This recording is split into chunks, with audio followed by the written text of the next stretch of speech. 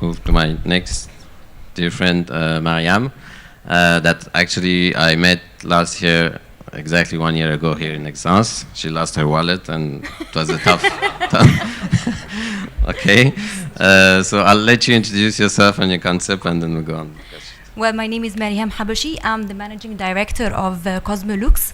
I am actually a pharmacy graduate who always worked in cosmetics, and I also did the EFCM at Izipka. Okay. So my first question would be a bit similar to one I asked to Haifa, is that like in every revolution, you need a passion. And so for artistic perfumery as well, I felt just like Haifa, that you had this passion, you already knew the brands when you come to the exhibition. And so I would like to know how you, in your country, how you heard about artistic perfumery and what was it that you were attracted to? Well, it all happened when I was studying at Izipka. I was introduced more into the perfumery world. Also, I was introduced to those niche or artistic perfumery, and just when I decided to do my own business, I wanted to do something different. I didn't want to bring just another cosmetic brand from abroad to the Egyptian market, or just open another perfumery shop. And I have passion for the niche perfumery, so I decided to open my own shop. Actually, at the beginning, it was only importation, but since in Egypt there's no distribution network, I decided that I will have to open my own shops. So we came with the idea of Le Nez Fragrance Bar. Okay, and actually, I think the timing of this decision came with a real revolution that happened in your country, a political one. But nevertheless, I've heard you say that you are planning the opening of a bigger boutique, shop. A second shop. Yeah. So what does this mean? Does this mean that despite the political problems that there may be on our region of the world, you think that there's a bright future for artistic perfumery in your country?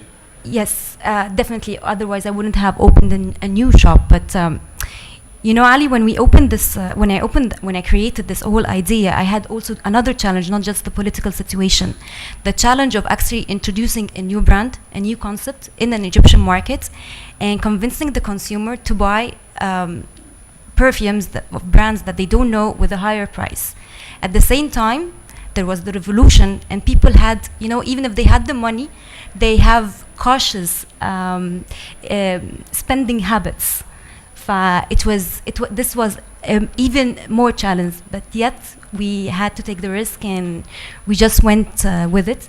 And I think it was very successful, because so far I'm not going to say that I wouldn't measure the success in terms of turnover, but there are some indicators that that I could say that they are measure the success. Like, for example, we were approached by this mall of the new luxurious shops that's going to open. They're the one who approached us, and in this mall there will be new brands. There will be launching new brands in the market, like for example Versace and Moschino, and they will open for the first time in the Egyptian market.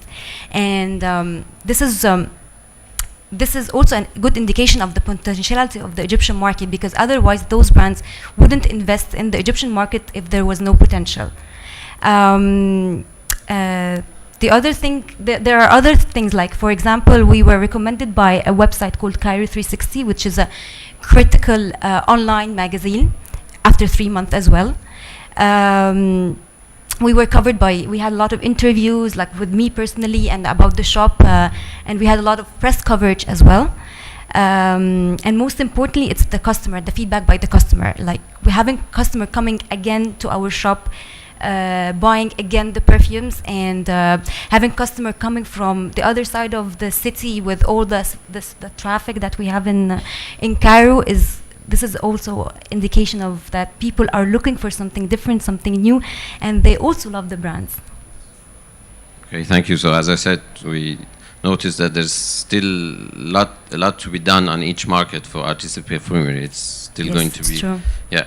Another question, which again seems as a challenge for you, especially ladies who have undertaken this, because you are, the three of you, my guests, are very young. Yeah. So whereas when you think of artistic perfumery at the beginning, you would think maybe it is too sophisticated, maybe for an older generation.